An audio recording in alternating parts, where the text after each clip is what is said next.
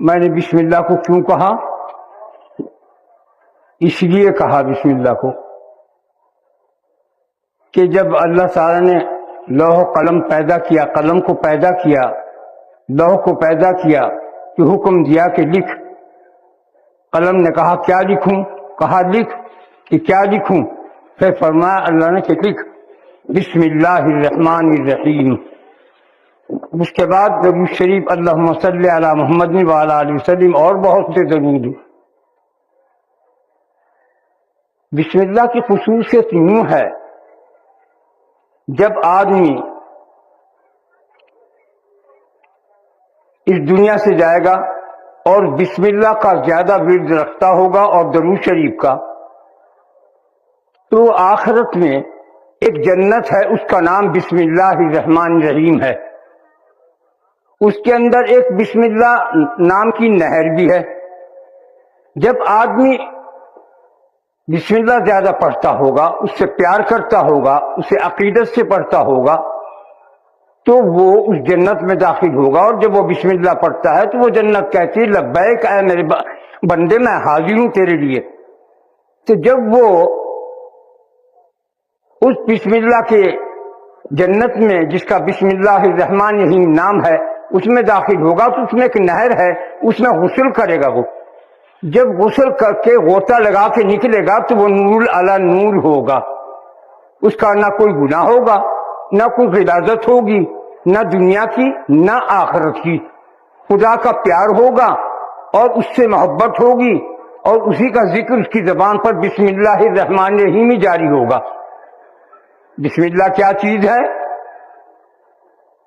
یہ سب سے پہلے بسم اللہ نازل ہوئی حضرت آدم علیہ السلام پہ، اس کی وجہ سے ان کے گناہ معاف ہوئے، دنیا میں اولاد پیدا ہوئی۔ اس کے بعد جب آپ کا انتقال وصال ہو گیا، پھر بسم اللہ اٹھا لی گئی، پھر بسم اللہ نازل ہوئی نوح علیہ السلام کے زمانے میں۔ اس بسم اللہ کی برکت سے طوفان سے محفوظ ہے، کشتی بنانے کا حکم دیا، اس کے اندر موجود رہے اور صحیح سلامت اس سے باہر آئے۔ پھر جب ان کا انتقال ہو گیا 900 سال کے بعد میں، تو پھر اٹھا لیا بسم اللہ کو۔ پھر حضرت ابراہیم علیہ السلام پر نازل ہوئی بسم اللہ۔ اس بسم اللہ کی وجہ سے آپ پر جو آپ کو آگ میں ڈال دیا تھا، وہ باغیچہ بن گیا، چمن بن گیا، پھولوں کا ایک باغ تھا بہترین قسم کا خوشبودار۔ پھر جب آپ کا انتقال ہو گیا تو پھر سلیمان علیہ السلام کے، موسیٰ علیہ السلام کے پاس آئی، بسم اللہ نازل ہوئی۔ پھر اس کے بعد آپ موسیٰ علیہ السلام کو اللہ کا دیدار طور سینا پر جو ہوا، یہ بسم اللہ کی برکت تھی۔ پھر آپ کو کی وصال کے بعد سلیمان علیہ السلام کے پاس آئی، ان سے ان کی پوری مملکت اتنی حاصل بادشاہت ہوئی کہ ہوا پر، بادلوں پر، جنات پر، انسان پر، درندوں پر، پرندوں پر، فرشتوں پر، سب پر آپ کی حکومت ہوئی اس بسم اللہ کی برکت سے۔ پھر جب آپ کا وصال ہو گیا، پھر عیسیٰ علیہ السلام کے پاس آئی۔ عیسیٰ علیہ السلام کے اوپر جب نازل ہوئی تو آپ اسے پڑھا کرتے تھے، اور کیا پڑھا کرتے تھے؟ صبر سا، ابر سا، سور سا۔ کیونکہ جو کوئی اسے پڑھتا ہے 40 فرشتے اس کے ساتھ رہتے ہیں صبح سے شام تک۔ 40,000، ایک 100 نہیں، 40,000 فرشتے ساتھ رہتے ہیں۔ اور جب وہ رات ہو جاتی ہے، مغرب کا بعد ہوتا ہے، پھر ان کا تبادلہ ہو جاتا ہے، 40,000 اور آ جاتے ہیں، یہ چلے جاتے ہیں۔ تو اس طرح سے عیسیٰ علیہ السلام نے اس بسم اللہ کو پڑھا، اور اس کے بعد آپ اسی کے ذریعے سے ان 80,000 فرشتوں کے ساتھ آسمان پر تشریف لے گئے۔ پھر یہ محمد صلی اللہ علیہ وسلم پر نازل ہوئی۔ اب سنو، شیطان بہت رویا جب اس کے گلے میں لعنت کا طوق پڑا، بہت رویا، کوئی حد ہی نہ رہی۔ پھر جب رویا، جب محمد صلی اللہ علیہ وسلم پیدا ہوئے، اتنا رویا کہ کوئی حد نہ رہی۔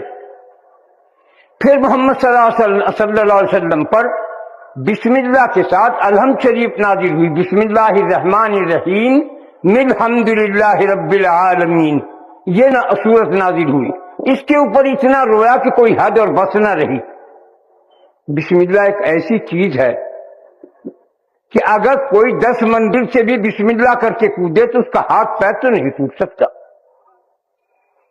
آگ اس سے بجھ جاتی ہے، طوفان اس سے رک جاتے ہیں، حکومت اس سے ملتی ہے، بادشاہت اس سے ملتی ہے، وزارت اس سے ملتی ہے، علم اس سے ملتا ہے، رزق اس سے ملتا ہے، برکتیں اس سے ملتی ہیں۔ کیا کسر باقی رکھی ہے بسم اللہ میں؟ اب اس کی اور بات سنو۔ اللہ تعالیٰ کے 3100 نام ہیں۔ 1000 نام فرشتوں کو معلوم ہے، 1000 نام انبیاء کو، نبیوں کو معلوم ہے، 1000 نام اولیاء اللہ کو معلوم ہے، 99 نام پورے عالم کے لوگوں کو معلوم ہے، عام خاص کو، سب کو۔ لیکن اس میں اعظم کو اسے چھپا دیا۔ لیکن جب اب بسم اللہ کی یہ چیز ہے کہ یہ 3000 نام جب آدمی بس کہتا ہے، بس کے کیا معنی ہے؟ شروع۔ بسم اللہ شروع کرتا ہوں اللہ کے نام سے، تو جب بسم اللہ کہا اس میم کے اندر 3199 نام آ گئے۔ جب اس نے کہا بسم اللہ الرحمن، تو رحمان کا جب میم آیا تو اس کے اندر اسم اعظم ضم ہو گیا۔ میں بسم اللہ کے الرحمن میں ضم ہو گیا، پھر بسم اللہ الرحمن الرحیم کہا تو اس کے اندر جو رحیم کا میم ہے اس کے اندر نبی کریم صلی اللہ علیہ وسلم کے 200 نام مضمر ہیں، چھپے ہوئے ہیں۔ تو کتنے نام ہوئے؟ 3300 اسماء مبارکہ اللہ اور محمد صلی اللہ علیہ وسلم کے ہیں۔ جو اس کو پڑھتا ہے، کیا وجہ ہو کہ اس کی کوئی دعا اور کوئی دوا اور کوئی غذا اس کے لیے انتظام نہ ہو، سب کچھ انتظام کیا جاتا ہے۔ اب سنو ایک بات دوسری یہ ہے، رحمان جو ہے وہ سب کے لیے ہے، ہندو ہو، مسلمان ہو، سکھ ہو، عیسائی ہو، یہودی ہو، نصرانی ہو، عرش ہو، کرسی ہو، جنت ہے، دوزخ ہے، سمندر ہے، پہاڑ ہیں، 70,000 عالم ہیں، سب کے لیے رحمان ہے۔ خدا اللہ سب کے لیے رحمان ہے، اور رحیم جو ہے وہ خاص لوگوں کے لیے ہے۔ تو اسی لیے اللہ تعالی نے بسم اللہ کے اندر رحمان کو بھی رکھا، اپنے نام کو، اس میں ذات کو بھی رکھا، اور رحمان کو، رحمانیت کو بھی رکھا، اور رحیمیت کو بھی رکھا۔ وہ کتنا مہربان ہے ہم سب پر۔ اگر وہ اپنا رحم اٹھا دے، اپنی رحمانیت کو اٹھا دے، کوئی چیز قائم نہ رہے، حتیٰ کہ عرش اور کرسی بھی۔ تو رحمان کتنی بڑی چیز ہوئی ہے، ہر ایک کے لیے ہے، وہ سب پر رحمان ہے اور خاص لوگوں پر رحیم ہے۔ دوسری چیز یہ ہے کہ بسم اللہ کے پڑھنے سے، جب تم نے کہا بس، ایک قرآن ختم، بسم اللہ الرحمن الرحیم 2 قرآن ختم، بسم اللہ الرحمن الرحیم الحمد للہ رب العالمین والضالین تک پڑھنے میں 3 قرآن ختم کا ثواب ہے۔ اسی لیے حکم کیا ہے؟ جب تم نے بسم اللہ الرحمن الرحیم الحمد للہ پڑھا آخر تک والضالین تک، تو آمین آمین آمین 3 مرتبہ کہو۔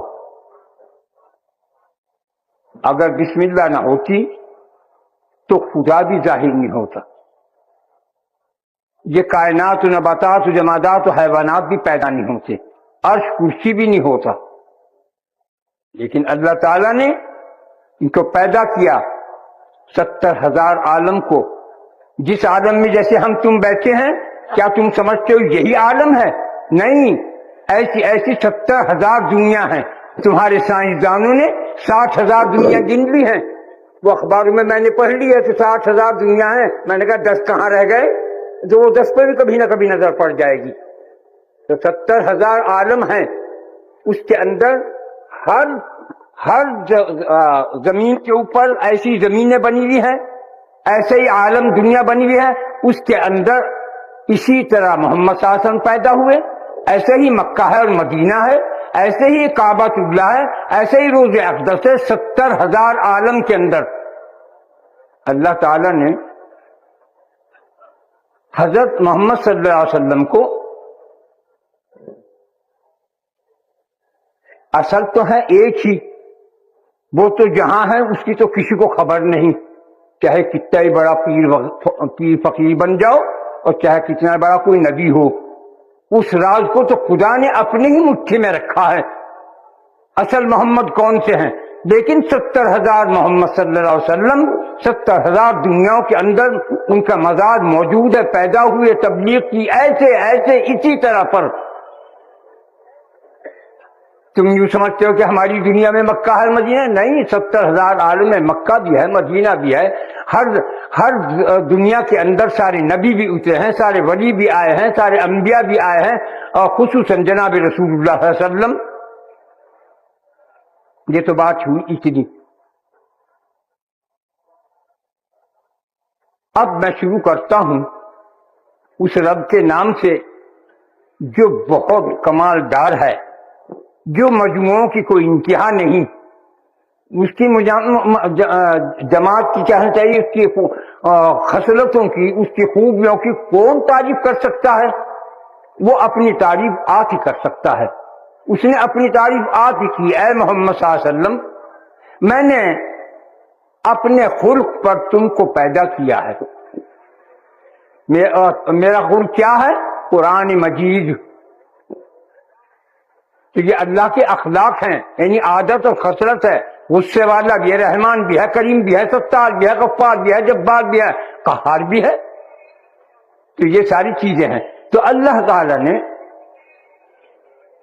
اسی طرح جس طرح تم 1 پیسہ اور 100 پیسے اور 1000 پیسے اور لاکھوں کروڑوں اور چیک، یہ ایک طرح کا چیک بیان کر رہا ہوں میں۔ کیا ہے وہ؟ احمی ہمیشہ اقمی تمیسا، یہ سریانی زبان کا ہے۔ اس زبان کو حضرت سلیمان علیہ السلام پڑھا کرتے تھے، اسی وجہ سے ان کو بادشاہت مملکت دنیا کی ان کو ملی ہے۔ احمی ہمیشہ اقمی تمیسا وکان اللہ قوی عزیز۔ احمی ہمیشہ کے کیا معنی ہے؟ مطلب ہوا احمی ہمیشہ دنیا، 70,000 عالم، جنت، دوزخ، عرش اور کرسی اور نباتات اور جمادات اور حیوانات اور سمندر اور دریا، سب کچھ اس کے اندر موجود ہے۔ خدا نے جو ماں سوا پیدا کیا اپنے سے الگ جو چیزیں پیدا کی ہیں دنیاوی لحاظ سے، وہ ساری چیزیں احمی ہمیشہ کے اندر موجود ہیں۔ اقمی تمیسا کے اندر اپنی خدائی، اپنا کنز، اپنی خدائی کو، اپنے حبیب محمد صلی اللہ علیہ وسلم کو، اپنے انوار کو، اپنی تجلیات کو، اپنی خیر و برکات کو مضمر کیا ہے۔ یہ ایسا ہی ہے جیسے شارٹ ہینڈ ہوتا ہے، ایک لفظ میں 10 معنی نکلے، 10 بات بنے۔ تو اقمی تمیسا سے کل کائنات پیدا کی۔ اللہ نے فرمایا جب میں کنز تھا، خزانہ تھا، میرا باہر آنے کو جی چاہا تو میں باہر آیا، خزانے سے باہر، کنز سے باہر، اور میں نے سب سے پہلے اپنے حبیب محمد صلی اللہ علیہ وسلم کا نور اپنے سے الگ کیا، پیدا کیا۔ چاہے پیدا کرنا کہہ لو، چاہے الگ کرنا کہہ لو، حقیقت میں الگ بھی نہیں، دور بھی نہیں، پاس بھی نہیں، دونوں ہی چیزیں ہیں اور سبھی کچھ ہے۔ بن محمد کی کون سی چیز ایسی ہے جس میں محمد کا نور نہیں؟ کل کائنات میں، جنت دوزخ میں۔ تو خیر، جب اللہ تعالی نے اپنے محمد صلی اللہ علیہ وسلم کے نور کو پیدا فرمایا اور پیدا کر کے اس کو اپنے ناموں کے اندر 1000 سال غرق رکھا، شاید یہ لوگ نہ جانتے ہوں۔ جیسے اللہ ہے، اب وہ رحمان ہے، 1000 سال تک رحمان کے اندر غوطہ زن رہا نام محمد کا نور محمد. پھر 1000 سال کے بعد رحیم کے اندر 1000 سال رہا، پھر ستار کے اندر 1000، پھر غفار کے اندر، پھر قدیر کے اندر، پھر حفیظ کے اندر. گویا 3100 نام کے اندر اللہ تعالیٰ نے 99 نام کے اندر اللہ نے 1000 سال تک غوطہ زن رکھا. جب یہ 3900 نام پورے ہو گئے، پھر اپنے نام اس میں ذات کے اندر جتنے 3099 ناموں کے اندر رکھا، اس کے دگنے سال اپنے نام کے اندر غرق رکھا. اس کے بعد کیا کیا؟ جب یہ مکمل ہو گیا تو محمد صلی اللہ علیہ وسلم کے نور کو اپنے سامنے کھڑا کیا اور کہا اے میرے حبیب، اے میرے پیارے، اے میرے دوست، مانگ کیا مانگتا ہے تو وحر محمد صلی اللہ علیہ وسلم کی کتنے نمک حرام ہیں ہم. نور پیدا کیا تو بھی امت کو یاد کیا کہ اے اللہ میں اپنی امت کے لیے شفاعت چاہتا ہوں. تو خداوند تعالیٰ اتنا خوش ہوا کہ آپ کا عرش الہی ہلنے لگا.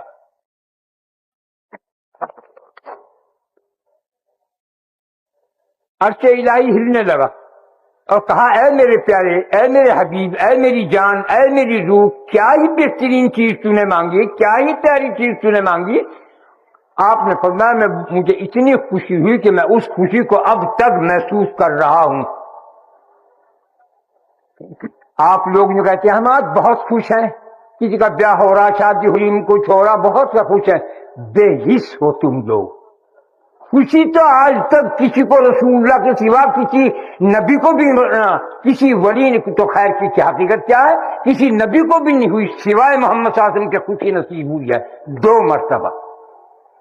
ایک جب آپ کے نور کو پیدا کیا اور اپنے سامنے کھڑا کر کے معلوم کیا، اور دوسرے معراج کی شب میں، معراج کی رات میں 2 دفعہ خوشی ہوئی اس دنیا میں.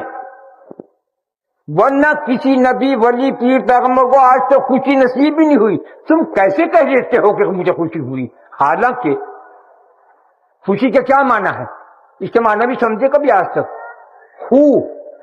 چیز، شے، خوش ہے، بہترین شے کیا ہے؟ اللہ.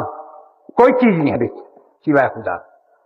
حضرت جنید بغدادی رحمۃ اللہ علیہ نے ایک بہت خوبصورت کا ہم میں کہہ رہا ہوں کہ وہ تھا تو آپ نے اس کو فرمایا کیا خوب ہے؟ فوراً الہام و شرم نہیں آتی؟ خوب کو استعمال کرتا ہے سیب کے اوپر، خوب تو اللہ ہی پر استعمال ہوتا ہے. تو اللہ تعالی جس کو اللہ کا دیدار ہو گیا یا اللہ تعالیٰ نے اس کو کوئی بات فرمائی، اس کو تو خوشی ہو سکتی ہے، لیکن وہ بات جو محمد صلی اللہ علیہ وسلم کو ہوا ہے وہ کسی کو نہیں ہے، کسی نبی کو بھی نہیں ہے. ولیوں کا تو چرخا کھایا، چھوڑو جی، نبیوں کو نہیں، صرف محمد صلی اللہ علیہ وسلم کو 2 دفعہ خوشی ہوئی. دوسری دفعہ کیسے ہوئی؟ جب آپ تشریف لے گئے معراج میں، ایک رقدق میدان تھا، آپ گھبرا رہے تھے، فوراً ایک آواز پیدا ہوئی السلام علیکم یا رسول اللہ.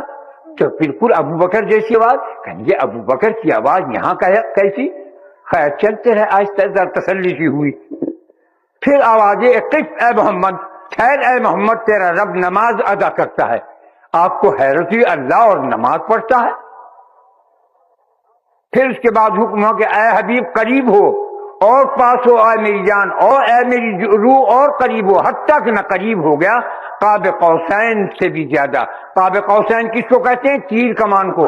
تیر کمان کی جو کونے ہیں دونوں آپس میں اتنے مل گئے، میں اس سے بھی زیادہ قریب ہو گیا اپنے رب کے.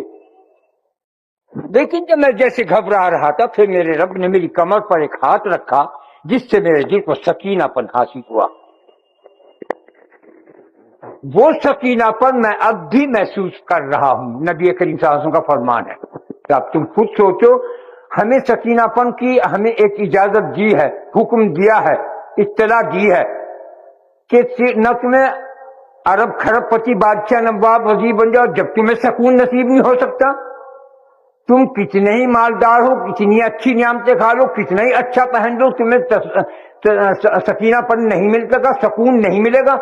اگر سکون تمہیں ملے گا میرے ذکر میں، میری یاد میں، میری بات میں، میرے گمان میں، میرے خیال میں، میرے ایمان میں، میرے ایقان میں، میرے عرفان میں، ورنہ نہیں۔ لوگوں نے کیسے سمجھ لیا، کتنے بےحق ہیں کہ گھٹیا چیزوں کو کہتے ہیں میں بہت خوش ہوں۔ مجھے بڑی ہنسی آیا کرتی ان بے وقوف کو، تو کیا خوشی، بیاہ ہو گیا ٹھیک ہے، بچہ ہو گیا ٹھیک ہے، پھولے نہیں سمائے، یہ بے وقوفی کیا تھا۔ خوش ہے تو صرف اللہ ہے، اور سکینہ پن اللہ ہی دیتا ہے، اور سکینہ پن جب دیتا ہے، جب اس کا ذکر کرتا ہے تو وہ اپنے پیار کا، اپنی محبت سے، اپنی شفقت کا ایک دست قدرت اس کی کمر پر رکھتا ہے یا سینے پر اس کے ہاتھ رکھتا ہے تو اس کو سکون حاصل ہو جاتا ہے۔ خیر، تو آپ جب تشریف لے جا رہے تھے تو قریب ہو گئے اور بات ہوئی 90,000 بات ہوئی، ایک دو بات نہیں، 90,000 سکون ہوئے، 90,000 باتیں کی اللہ نے۔ اور پھر سوال کیا، اے حبیب تو گھبرا رہا تھا کہ ابو بکر کی آواز کہاں سے آئی؟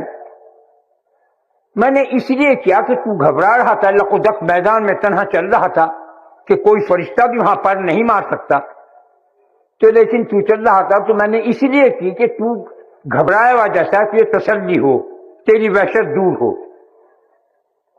اور جب میں نے تجھ سے یوں کہا کہ ٹھہر جا اے محمد، میں تیرا رب نماز ادا کرتا ہے، تو نماز جو ہے وہ میری رحمت ہے۔ تیرے آنے کے استقبال میں نے تیری امت پر رحم اور کرم اور فضل کا لباس پہن لیا ہے، ورنہ اور نبیوں کے ہاں تو یہ کہ پتھر بھر گیا، ذرا سا گناہ ہوا، آج جیسے گناہ ہو رہا ہے، زنا ہو رہا ہے، چوریاں ہو رہی ہے، قتل و غارت ہو رہا ہے، اگر یہ زمانہ نہ ہوتا کسی اور نبی کا اب تک کبھی تو غارت ہو چکے ہوتے۔ تو یہ تیری امت پر کہ نہ تیری امت پر کوئی پتھر برسیں گے، نہ تیری امت کی صورتیں مسخ ہوں گی، نہ تیری امت پر کوئی وبال آ جائے گا۔ دو چیزیں آئیں گی، ایک قحط، ایک وبا، طاعون، پلیگ، ہیضہ، وبا آئے گی اور یہ چیز ہوگی، اور ایک تفرقہ۔ آج تفرقہ ہے، ہم مسلمان ہیں، لا الہ الا اللہ محمد رسول اللہ کے سب ورد کرنے والے ہیں، سب کی کتاب قرآن مجید ہے، اللہ ایک ہے، کوئی سینکڑوں اللہ نہیں ہے، اللہ ایک، اس کی ایک ہی کتاب ہے۔ حکمت معاب قرآن پاک میں کیا چیز ہے، میں یہ جو بول رہا ہوں یہ بھی قرآن ہی بول رہا ہوں، قرآن سے باہر کچھ نہیں۔ یہ بجلی جو چل رہی ہے، یہ جو ہوا چل رہی ہے، یہ جو ایٹم جو بم ہیں، یہ جو ہوائی جہاز ہیں، سب قرآن میں موجود ہیں، صرف ہمارے علماء کو تفکر کرنے کی دیر ہے۔ اگر یہ تفکر کریں، غور کریں ان آیات میں قرآن کی، تو تمہیں بجلی بھی ملے گی، تمہیں پنکھا بھی ملے گا، تمہیں ہوائی جہاز بھی ملے گا، تمہیں ایٹم بم بھی ملے گا، تمہیں میزائل بھی ملے گا، سب ملیں گے۔ قرآن کے اندر سین کے جیسے سوچے ہیں، اس کی سوچوں میں اللہ تعالیٰ نے بڑی حکمتیں بکھیر رکھی ہیں، مگر ہم لوگ جو ہے سیدھے قرآن گاتے ہیں۔ قرآن کو گا کے پڑھنا پر بہت بڑا ثواب ہے۔ نعت پڑھ لی بس عاشق رسول بن گئے۔ عاشق رسول وہ ہے جو رسول اللہ نے جس طرح کھایا، جس طرح پہنا، جس طرح اوڑھا، جس طرح معاملات کیے لوگوں کے ساتھ، جس طرح عمل کیا، اس کا نام سنت ہے۔ جو اس پر عمل کرتا ہے سنت پر، وہ عاشق رسول ہے، عاشق خدا ہے۔ شریعت پر عمل کرنا، قرآن پر عمل کرنا، شریعت جو ہے، قرآن جو ہے، یہ اللہ کے قانون کی کتاب ہے، حکمت معاب ہے، کوئی چیز ایسی نہیں جو اس کے اندر نہ ہو۔ اس لیے اس پر عمل کر کے جو طریقہ بتایا وہ محمد صلی اللہ علیہ وسلم نے، قرآن پر اس طرح عمل کیا جاتا ہے۔ جو اس طرح عمل کرتا ہے وہ قرآن حدیث ایک ہی چیز ہے۔ قرآن میں نہیں لکھا نماز پڑھو، روزہ رکھو، حج کرو، زکات دو، کیسے کریں صاحب، کیسے پڑھیں نماز؟ 2 رکعت صبح کی ہے تو ظہر کی، عصر کی، مغرب کی، عشاء کی، سب کی ترکیب بتائی۔ التحیات پڑھو، سبحان ربی الاعلیٰ کہو، سبحان ربی العظیم کہو، یوں سلام پھیرو، ورنہ تو قرآن میں تو یہ لکھا کہ نماز پڑھو، نماز قائم کرو۔ روزہ رکھو، روزہ کیسے رکھے جی؟ اس وقت کھاؤ، اس وقت نہ کھاؤ، اس سے ٹوٹتا ہے، اس سے مکروہ ہوتا ہے، اس سے ضائع ہو جاتا ہے، اس وقت بند کر دو، اس وقت روزہ افطار کر لو۔ حج کیسے کرو؟ ایسے سے ارکان ہے، یوں یوں کرو، سب احادیث میں۔ زکوٰۃ کیسی ہے کہ 100 کے اوپر 25 روپے ہے، اس طرح زکوٰۃ ادا دو کرو۔ یہ ساری چیزیں محمد صلی اللہ علیہ وسلم نے بتائی کہ یہ قرآن کا ترجمہ ہے، وضاحت کے ساتھ، تفصیل کے ساتھ سمجھانے کے لیے ہے۔ تو قرآن پاک اور حدیث ایک چیز ہوئی۔ تو اب یہ ہے کہ ہم ایک اللہ کے، ایک رسول کے تابع ہیں، ہمارے میں کیسے تفرقے پڑ گئے، کتنے افسوس کی بات ہے۔ جس قوم میں تفرقہ ہوگا وہ کبھی فلاح نہ پائی، اسے خیر خوبی برکت نہیں ملے گی۔ نبی کریم صلی اللہ علیہ وسلم بات بیان کر رہے تھے، ایسا نہ کرو، ایسا نہ کرو، اور آپ نے فرمایا جس کا قلب مخموم القلب ہو وہ اللہ کو بہت پسند ہے۔ صحابہ نے پوچھا یا رسول اللہ مخموم القلب کیا چیز ہے؟ آپ نے فرمایا کہ مخموم القلب وہ ہے، اس کا مالک وہ ہے، نہ اس کے اندر حسد ہو، نہ کینہ بوز ہو، نہ تعصب ہو، نہ اور وہ پرہیزگار ہو، اور وہ اللہ کی مخلوق کی محبت کرنے والا خیر خواہ ہمدرد ہو، وہ مخموم القلب ہے۔ آج کون ہے ایسا؟ بتائیے آپ مجھے۔ ہم تباہی ہوں تو اور کیا ہوگا؟ ہمارے اعمال پامال ہو رہے ہیں۔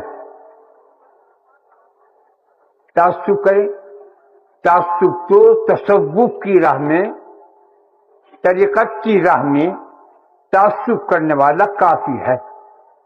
تعصب مشرب تصوف، مشرب طریقت، مشرب محبت، مشرب بندگی میں حرام ہے۔ ہندو کو ہندو کی وجہ سے نفرت کرنا، سکھ کو، عیسائی کو، یہودی کو ان سے نفرت کرنا حرام ہے۔ لیکن قرآن کے لحاظ سے، شریعت کے لحاظ سے، قانون کے لحاظ سے نازیب ہے۔ برا کہنا کسی کو بھی جائز نہیں۔ یہ تبرہ بھیجنا، یہ برا کہنا، یہ تو شرافت سے گھرے ہوئے کام ہے۔ یہ زبان جو خدا نے دی ہے، یہ اپنی یاد کے لیے، اپنی بات کے لیے، اپنے ذکر کے لیے، اپنے فکر کے لیے، اپنی طاعت کے لیے، اپنی عبادت کے لیے، اللہ کی مخلوق کو راحت پہنچانے کے لیے زبان دی ہے۔ نہ کہ گالیاں دو، نہ کہ کسی کی غیبت کرو، نہ کہ کسی کو برا بھلا کہو، کوئی شرافت کا کام نہیں۔ وہ دل جس میں تعصب ہو، خدا کی قسم ایمان داخل ہو ہی نہیں سکتا۔ نبی کریم صلی اللہ علیہ وسلم سے یہاں تک فرمایا جو مومن کو آزار پہنچائے، دل دکھائے، نازیب لفظ کہے، اس کی فرض نماز بھی قبول نہیں، اس کی توبہ استغفار بھی قبول نہیں، اس کا کلمہ لا الہ الا اللہ بھی قبول نہیں، جب تک اس سے معافی نہ مانگ لے جس کو تم نے برا بھلا کہا ہے۔ کون ہے اس حدیث کو چھپانے والا؟ میرے سامنے آئے۔ ان حدیث کو کیوں غائب کر لیا لوگوں نے؟ کیوں نہیں بیان کرتے اللہ کی مخلوق کو بتاتے کہ غیبت کرنا، برا بھلا کہنا کتنا زبردست گناہ عظیم ہے، یعنی توبہ بھی قبول نہیں جب تک کہ اس سے معافی نہ مانگو جسے تم نے برا کہا ہے۔ لوگ جاتے ہو کہتے ہیں بھائی میرا کہا سنا معاف کر دی، میں حج کو جا رہا ہوں۔ انہوں نے کہا بھائی معاف کیا، اللہ فرماتا ہے معاف نہیں ہوا ہے۔ اسے کہو میں نے تجھے فلاں وقت یہ بول کہے، ایسا ایسے برے لفظ کہے تھے، اس کی معافی مانگتا ہوں۔ پھر وہ کہہ دے وہ اس کا جی چاہے معاف کرے، اس کا جی چاہے نہ معاف کرے۔ لیکن معاف کرنے والے کو جو اس کی خطا کو معاف کر دی، اسے برا بھلا کہا، اسے ذلیل کیا، اسے خار کیا، اسے رسوا کیا، اسے بدنام کیا، اس کا جواب یہ ہے کہ اس سے معافی مانگی۔ وہی کہتے کہ میں نے یہ لفظ کہا اور ایسا ایسا کہا، میں اس کی معافی چاہتا ہوں، وہ معاف کر دے سبحان اللہ، نہ معاف کر تو پکڑ نہیں۔ لیکن اللہ ایسا رحمان الرحیم کریم مطلق ہے کہ جو کوئی کسی کا قصور معاف کر دیتا ہے اللہ کے پیار میں، اللہ کی بندہ سمجھتے ہوئے، اللہ کا عاجز بندہ سمجھتے ہوئے، تو اس کو موتیوں کا محل ملے گا۔ خدا کے کرم کی کوئی انتہا ہے؟ تو خیر، اب میں آ گیا دور، تو مطلب ہے کہ محمد صلی اللہ علیہ وسلم جب تشریف لے آئے، پیدا ہو گئے۔ آج ہمارا کیا طریقہ ہے؟ محمد صلی اللہ علیہ وسلم کے دانت در ادنی تھے، ان کی آنکھیں ایسی تھی، ان کی سرمگی آنکھیں تھی، ان کے گال ایسے تھے، ان کی پیشانی یوں تھی۔ یہ بے ادبی ہے۔ اے بے ادبو، ادب کو اختیار کرو۔ بے ادب بے نصیب، با ادب با نصیب. جو تعریف خدا نے کی وہ اول ہے. اللہ نے کیا تعریف کی؟ میرے حبیب کی پیشانی و دعا ہے، میرے پہ دوست کے ایک گال پر وہ لیل ہے تو ایک گال پر وہ شمس ہے. میرے حبیب کی آنکھ سورہ عین سورہ نون ہے، میرے حبیب کی ناک حام میم ہے، میرے حبیب کے کان توحا ہیں، میرے حبیب کے دانتوں کے اوپر یاسین، میرے حبیب کے دانتوں کے اوپر یاسین یاسین لکھی ہوئی ہے، نیچے کے دانتوں کے اوپر کاف یا انصاف کفایتنا فسیکفیکہم اللہ وہو السمیع العلیم لکھا ہوا ہے. اے آنکھوں والو، اگر تمہاری آنکھ ہے تو دیکھ لو. نبی کریم صلی اللہ علیہ وسلم کی تعریف در ادنی کر کے، در ادنی عدن کے موتی جو ہیں وہ تو آپ کے پیروں کے نیچے ککروں پتھریوں کی طرح سے آتے ہیں. تم توہین کی تم نے رسول اللہ کے دانتوں کی. آپ کے دانت تو یاسین ہیں، یاسین یاسین، اوپر کے دانت پورے یاسین یاسین لکھے ہوئے ہیں، اور نیچے کے دانتوں پر کافا یا انصات کفایتنا فسیکفیکہم اللہ وہو السمیع العلیم. آئندہ احتیاط رکھو، نبی کریم صلی اللہ علیہ وسلم کے دانتوں کو ذل عزیز سے کب تشبیہ دینا. جو تعریف خدا نے کی وہ تعریف تم نہیں کر سکتے. حام میم کے معنی تم جانتے ہو؟ اے علماء اگر ہو یہاں کوئی موجود، توحا کے معنی تم جانتے ہو؟ سورہ نون کے سورہ عین کے معنی جانتے ہو؟ نہیں جان ہی نہیں سکتے، کیونکہ ذوق ہی نہیں، کیونکہ خدا سے پیار ہی نہیں، تم نے خدا سے لگاؤ انس ہی نہیں. اگر خدا سے محبت ہو اور عاشق خدا اور عاشق رسول کہلاؤ، خدا کی قسم ایک ایک رب تمہیں بتائے گا تمہارا رب، میرا رب، تمہارا رب، سب کا رب ایک رب. جو اس سے پیار کرتا ہے اسے راز کی باتیں بتاتا ہے. ایک تقدیر تو وہ ہے جو لوح محفوظ پہ لکھی ہوئی ہے، عام ہے.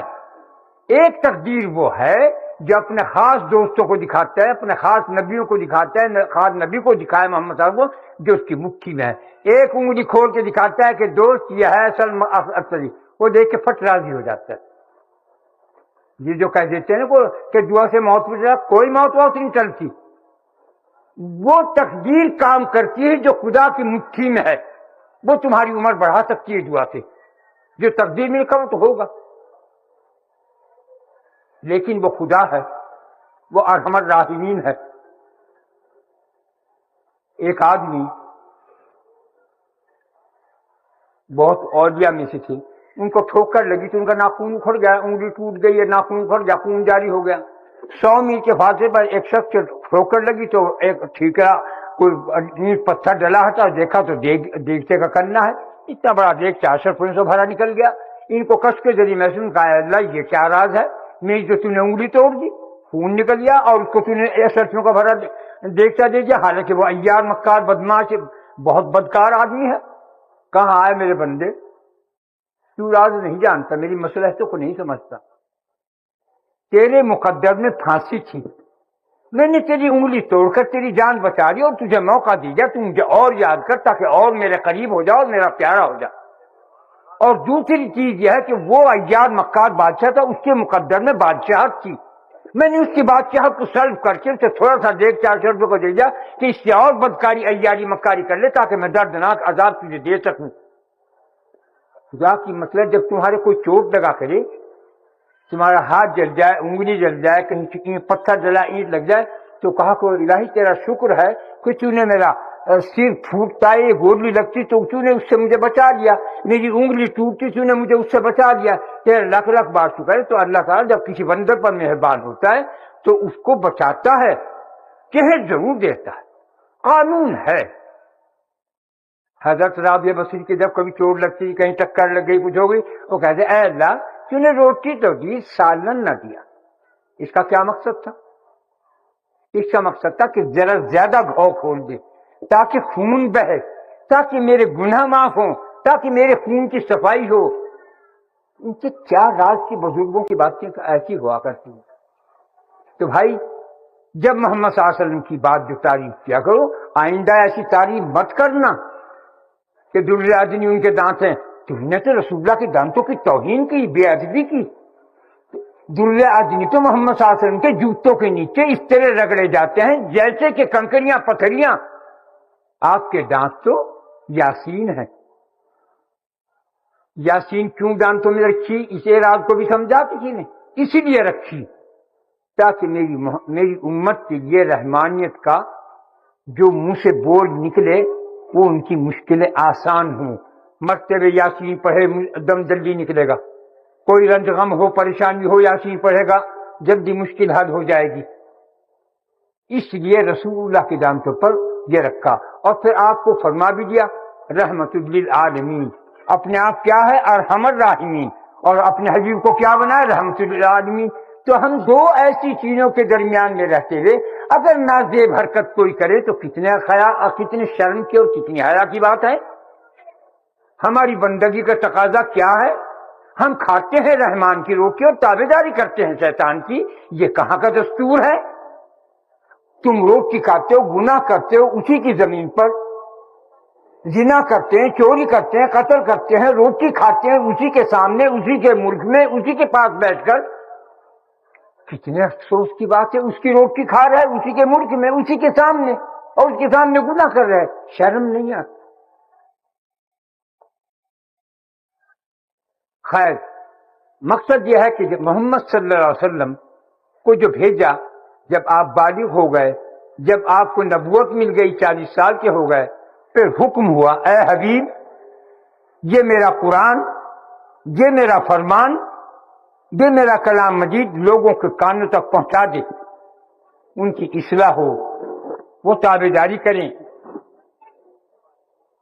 اور جو وہ نہ تابعداری کریں تو تو ناک منہ نہ بنا، کچھ رنجیدہ نہ ہو.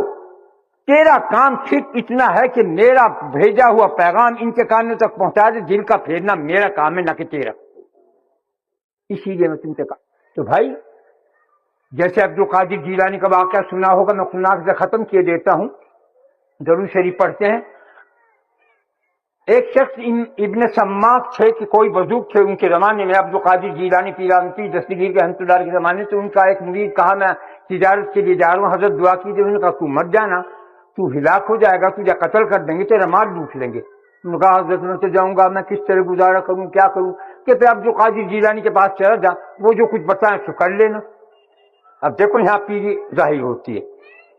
جا چلا حضرت جی ایسی کی بات میں نے پیر صاحب سے اپنے کہی. پیر صاحب نے کہا جا کچھ نہیں ہوتا. میں نے کہا جی حضرت نے فرمایا کہ چلا جا. ان کا چلا جا، بس چلا گیا.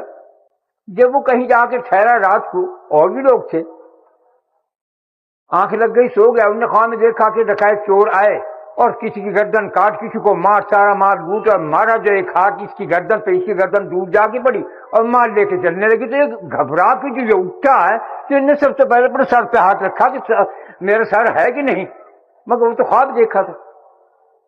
کانپتا ہوا اٹھ گیا، بیٹھ گیا، چلا گیا. جب فارغ ہو کے کما کے آج یا تجارت کا مال لے کے بیچی آیا اور پھر واپس لے کے اپنا مال لے کے آیا تو کہا حضرت جی ایسا ایسا ہو کہ ہاں ہم نے وہ تیرا ہونا تھا ایسا ہی، ہم نے وہ معاملہ خواب میں گزار دیا. تو آج ایسا پیر کون ہے؟ ہر کوئی نہیں کر سکتا. اس کے لیے کچھ درکار ہے. یہ 70,000 عالم جو ہیں،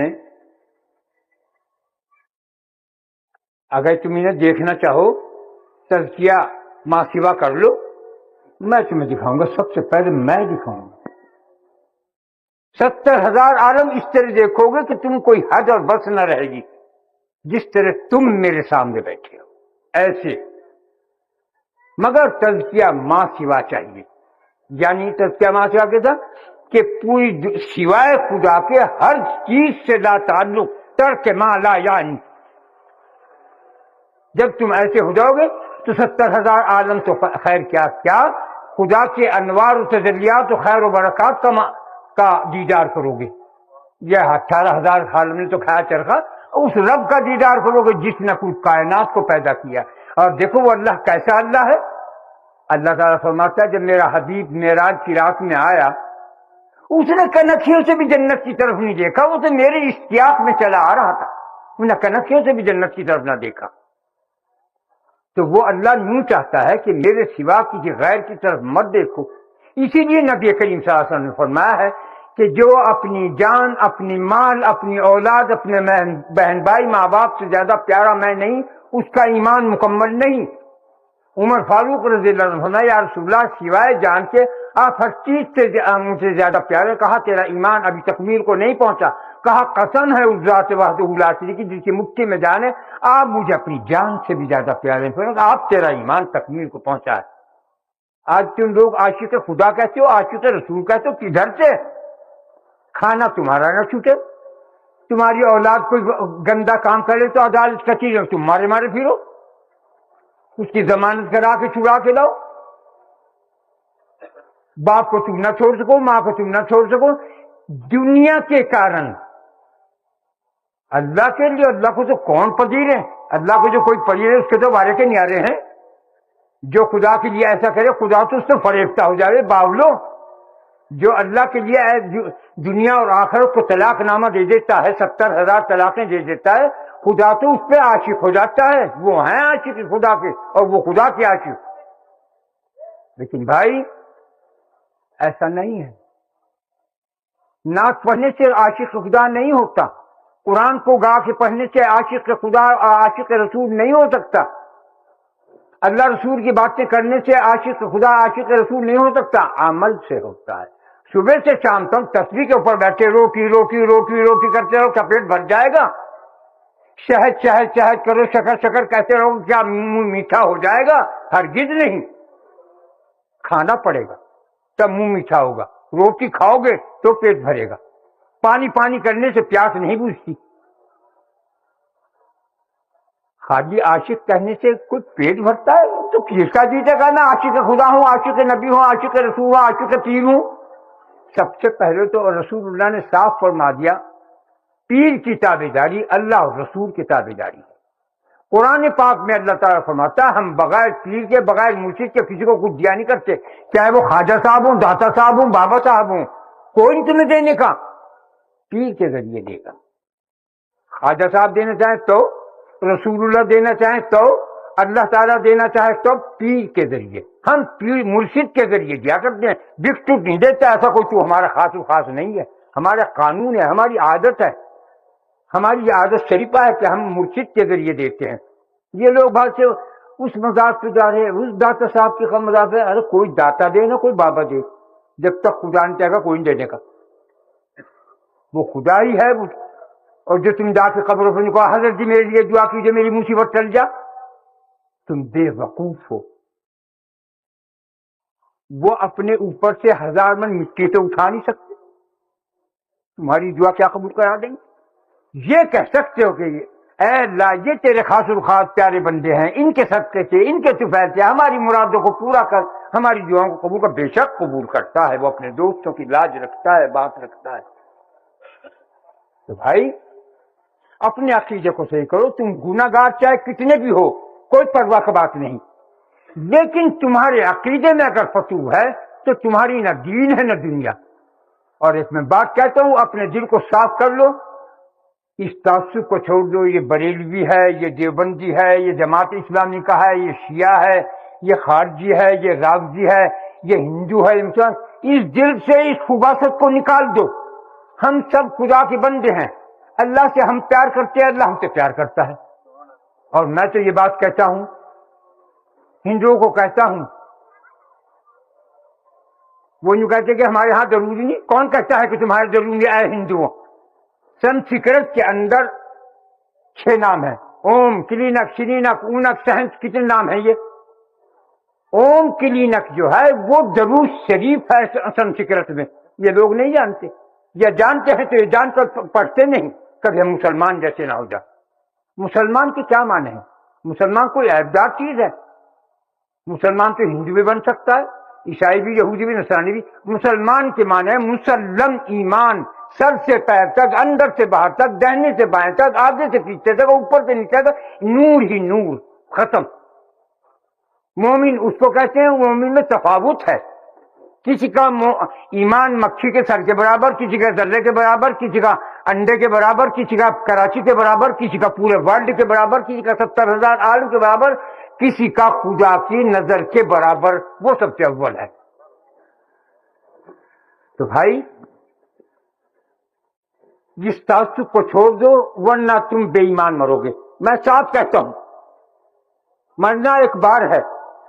کوئی ہم مار دے ہم تو اللہ سے کہیں کہ ہم شہادت کا جام پی کے لال کپڑے پہن کے. ہاں ایک بات کیا بتاتا ہوں, اگر کسی کو کوئی بندوق تلوار مار دے اور اس کے منہ سے کوئی بول نہ نکلے, اللہ نہ کوئی دنیا کا نہ آخر کوئی بول نکلے, اس کو اسی خون کے کپڑوں میں لٹ پٹ چادر میں لپیٹ کے دفنا دو نماز پڑھ کے, کیونکہ قیامت کے دن وہ ان کے خون کے کپڑوں میں خون ٹپکتا ہوگا اور مشک عنبر کی خوشبو مہکتی ہوگی, وہ قبر سے باہر نکلے گا. جو اس کے منہ سے ایک بول اللہ بھی نکل گیا تو اس کو نہلاؤ دھلاؤ, اس کو کفن پہناؤ. لیکن جو کوئی گولی بندوق تلوار لگے اور وہ کوئی لفظ نہ بولے اور وہیں اس کا دم آخر ہو جائے, اس کو اسی خون کے کپڑوں کی, اور اللہ کو وہ اتنا پسند ہے کہ کوئی حد نہیں. اس لیے اللہ کیا فرماتا ہے ان کے متعلق,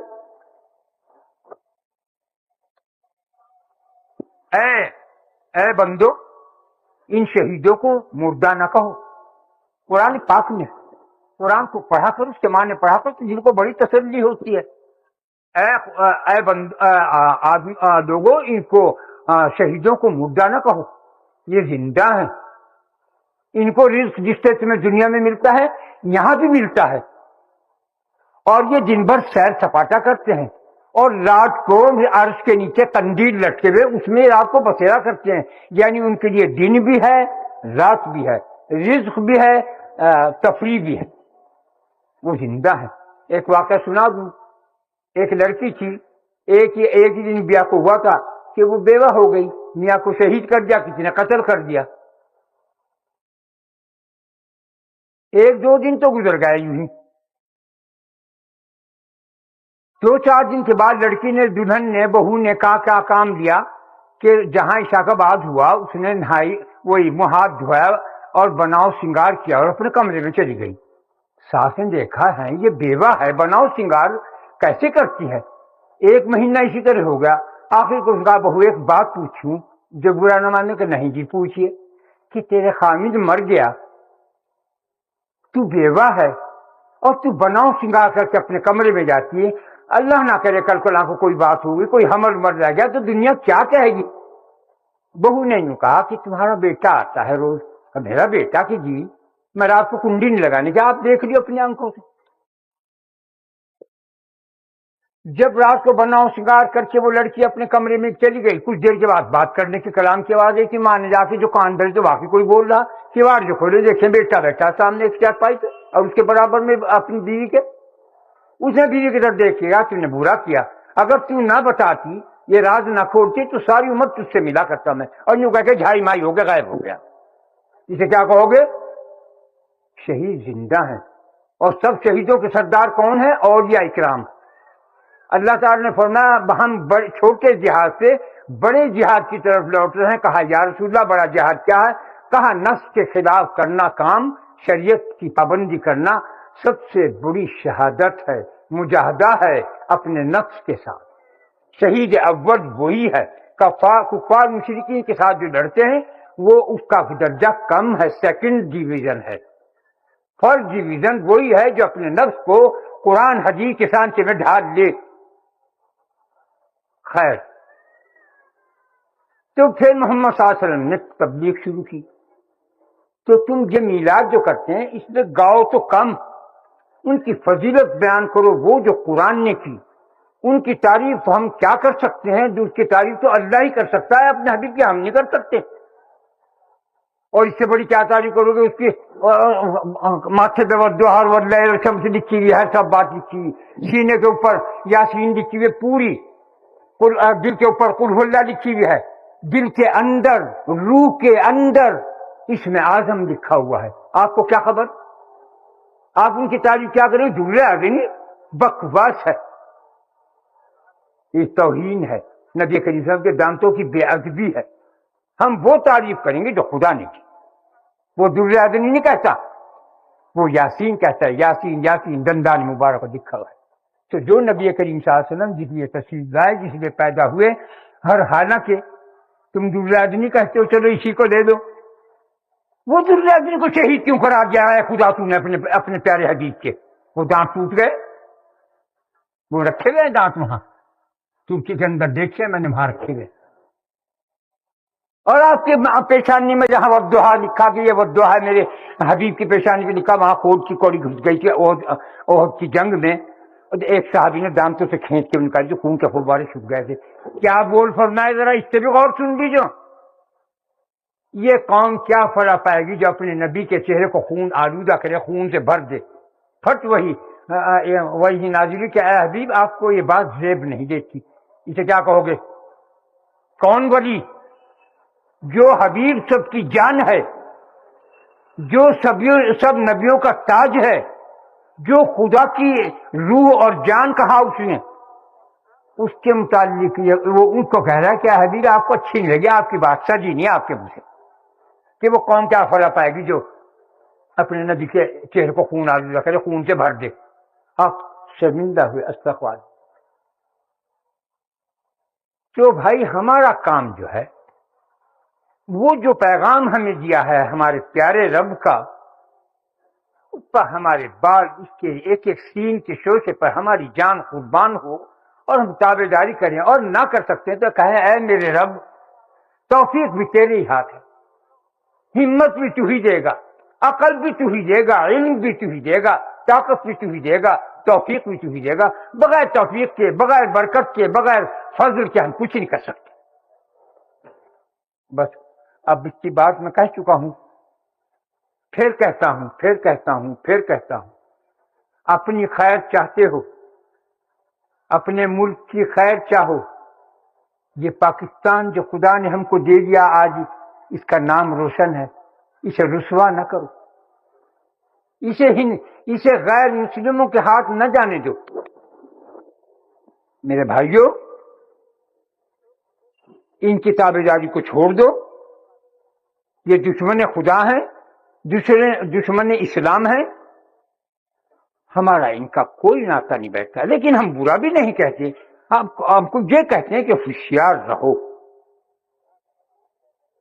اگر انگریز لوگ درود پڑھنا شروع کر دیں تو بہت سی عقل ان کو آ جائے گی.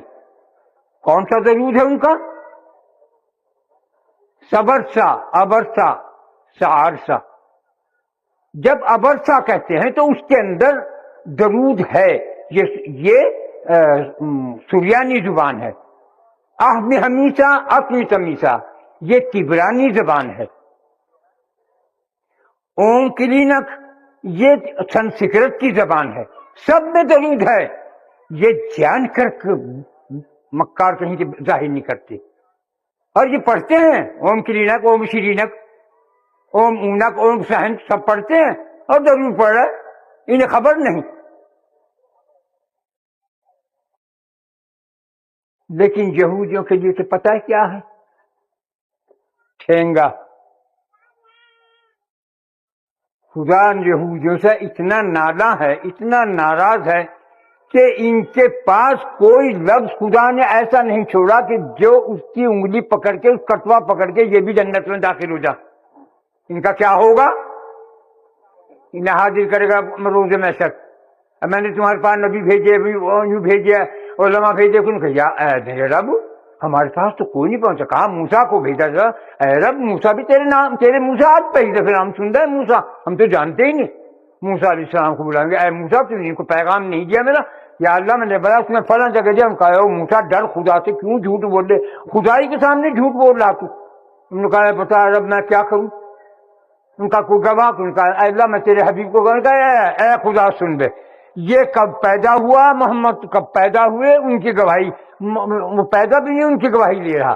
اے اللہ یہ جھوٹا ہے، کی باتیں میں بتائیے. انہوں نے کہا کوئی اور کچھ کہنا باقی ہے؟ نہ کرنے، کچھ نہیں کہنا. کہ اچھا اب میں تمہاری زبان کو تالا دیتا ہوں. زبان کو بند کر دے گا، مہر لگا دے گا. ہاتھ بولیں گے تم نے ہم سے یہ کام کرا، پیر بولیں گے، شرمگاہیں بولیں گی، آنکھ بولے گی، ناک بولے گی، کان بولیں گے، بال جس کی طرف سے گواہی دے گا کہ نیائے سے ایسے ایسے ظلم کیے ہیں. اب وہ اندر لے کر ناس ہو جاؤ، تمہاری کارن تو میں نے سب کچھ کیا اور تم نے مجھے رسوا کر دیا. یہ ایسی قوم ہے یہودی. مگر خیر تصوف کے لحاظ سے، طریقت کے لحاظ سے میں ان کو بھی برا نہیں کہتا، میں ان سے بھی پیار کرتا ہوں، کیونکہ یہ اللہ کے بندے ہیں۔ ہم سور سے بھی پیار کرتے ہیں، بنایا کس نے؟ سور کا خدا کوئی اور ہے؟ کتے کا خدا کوئی اور ہے؟ نہیں، وہی خدا ہے۔ نوح علیہ السلام نے یوں کہا تھا، اللہ کتا کتنا خراب ہے کہ تو اچھا بنا کے دکھا دے۔ 300 برس سر نہیں اٹھا کے آسمان کی طرف دیکھا، روتے ہی رہے کہ میرے سے کیا بدتمیزی کی بات نکل گئی۔ تو ہم کسی کو برا نہیں کہہ سکتے۔ اللہ نے جو بنایا ہے، جو تمہیں اللہ سے پیار ہے، اس کی ہر چیز بنائی سے پیار کرنا محبت کا تقاضا ہے، کہ جو اچھی لگی میٹھا میٹھا ہپ تو کڑوا کڑوا پھول، یہ کہاں کا طریقہ؟ بات تو جب ہے کہ خدا کی بری چیز بھی تمہیں پیار لگے، کہ تیرے غصے میں بھی پیار آتا ہے، تیرے پتھروں کے اوپر پیار آتا ہے۔ تو آج یہ ہے کہ رسول اللہ صلی اللہ علیہ وسلم نے ہمیں یہ پیغام دیا ہے، تم مل کر اخوت حاصل کرو، بھائی بندی، تعصب نہ کرو۔ یہ چھوڑ دو تعصب، کہیں کا دیوبند، کہیں کی بریلوی، کہیں کا اسلامیہ، سب لا الہ الا اللہ محمد رسول اللہ کے تابع ہیں۔ اگر اس کا کوئی تابع تو باہر ہو جائے اس سے، یہ پٹا نکال کے پھینک دو لا الہ الا اللہ محمد رسول اللہ کا، اگر ناگوار ہے۔ اور اس پٹا پہننا ہے تو پھر شرم کرو، ڈرو خدا سے، مت کرو تعصب، مت کرو بکواس، مت کرو لایانی بات، مت کرو کسی کی غیبت اور چغلخوری۔ علمان حفیظ، علمان حفیظ۔ اب نبی کریم صلی اللہ علیہ وسلم کا جو فرمان ہے درود شریف کی برکت، کتنا درود مانگتا ہے؟ جتنی تمہاری دھڑکنیں ہیں، جتنے تمہارے سانس ہیں، عرش اور کرسی ہے، جتنے درخت ہیں، جتنا پانی ہے، جتنے ریت کے ذرات ہیں، جتنے پتھر ہیں، جتنے پرندے ہیں، جتنے درندے ہیں، جتنے سانپ درندے ہیں، جتنے انسان ہیں، جتنے جنات ہیں، جتنے یاجوج ماجوج ہیں، اتنی تعداد خدا چاہتا ہے اپنے بندے سے کہ میرے محمد پر درود بھیجو، لیکن تم نہیں بھیج سکتے۔ اس کا بدل کیا کرتا ہے؟ کتنا رحمان ہے اپنے حبیب کی امت پر۔ میں اور میرے فرشتے درود بھیجتے ہیں محمد صلی اللہ علیہ وسلم پر، اے ایمان والو تم بھی درود بھیجو۔ تو کہ درود پڑھنے والا میرا ہم جلیس ہے، عرش پر بیٹھنے والا ہے۔ ہم جو کر رہا ہے کوئی بدعت شرک نہیں ہے، جو ہم نے اس وقت درود شریف کی مجلس کی ہے، یہ اللہ کی سنت ادا کر رہے ہیں۔ اللہ نے کہا میری مجلس، میرا ہم جلیس کون ہے؟ عرش کے اوپر بیٹھنے والا، درود شریف پڑھنے والا۔ اور درود شریف پڑھنے کا تم لوگ کہاں سے بیٹھنے والے جو درود شریف پڑھتے ہو؟ عرش پر۔ کوئی نبی ولی نہیں بیٹھ سکتا مگر درود پڑھنے والا۔ ہر عورت کے پیٹ سے 3 چیزیں پیدا ہوتی ہیں، ایک بچہ، ایک شیطان، ایک فرشتہ، 3 چیزیں پیدا ہوتی ہیں۔ تو جب تم درود پڑھتے ہو، وہ فرشتہ جو تمہارا فوراً عرش کے اوپر جا کر بیٹھ جاتا ہے، لیکن جب تمہارے دل کی آنکھ کھل جائے گی تو فرشتہ بھی وہیں پاؤ گے اور اپنے آپ کو بھی وہیں پاؤ گے، شیطان باہر کھڑا رہے گا دربان کی طرف۔ تو مطلب یہ ہے کہ درود شریف اتنا چاہتا ہے خدا، لیکن وہ کتنا رحمان اور رحیم اور کریم اور مطلق ستار العیوب ہے، غفور الرحیم ہے، کہ وہ یہ درود اپنا پڑھا ہوا، اپنے فرشتوں کو پڑھا ہوا محمد صاحب کی امت کے نام اعمال میں لکھا جا رہا ہے۔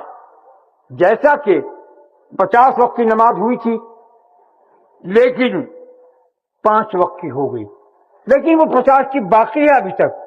وہ نماز پڑھتے ہیں فرشتے، جبرائیل علیہ السلام امام ہیں، اسرافیل تکبیر کہنے والے ہیں، مکبر میکائیل ہیں۔ وہ نمازیں جو 50 وقت کی ہو رہی ہے، ہر 2.5-3 منٹ کے بعد نماز ہو رہی، وہ ساری امت محمد صلی اللہ علیہ وسلم کے نام اعمال میں لکھی جا رہی، کسی اور نبی کی امت میں نہیں۔ یہ اللہ کا کرم ہے۔ اگر ہم نماز نہ بھی پڑھیں تو نمازیں ہماری ہیں، بخشنے کے لیے انہوں نے ایک چھوٹا رکھ رکھا ہمارے لیے۔ اتنا مہربان ہے وہ امت محمد صلی اللہ علیہ وسلم پر، تم کتنی نمک حرام نہیں کرو بابا، ڈرو اس رب سے، شرم کرو اپنے رب سے، حیا کرو۔ تو درود پڑھو اتنا، ایک درود کر لیا کرو، اے اللہ، اور تو تم زیادہ کیا پڑھو گے؟ جب تم درود پڑھا کرو، اے اللہ اپنے محمد صلی اللہ علیہ وسلم پر، اپنے عرش کے برابر، اپنے عرش کے برابر، اپنی کرسی کے برابر، اپنے علم کی مقدار کے برابر محمد صلی اللہ علیہ وسلم پر درود بھیج۔ یاد رکھ لو اسے، اپنے علم کی مقدار کے برابر، اپنے عرش اور کرسی کی کے برابر درود شریف محمد صلی اللہ علیہ وسلم بھیج تو تمہارا درود کروڑہا لکھا جائے گا. بس اب درود شریف کی شروع کر دو. ہر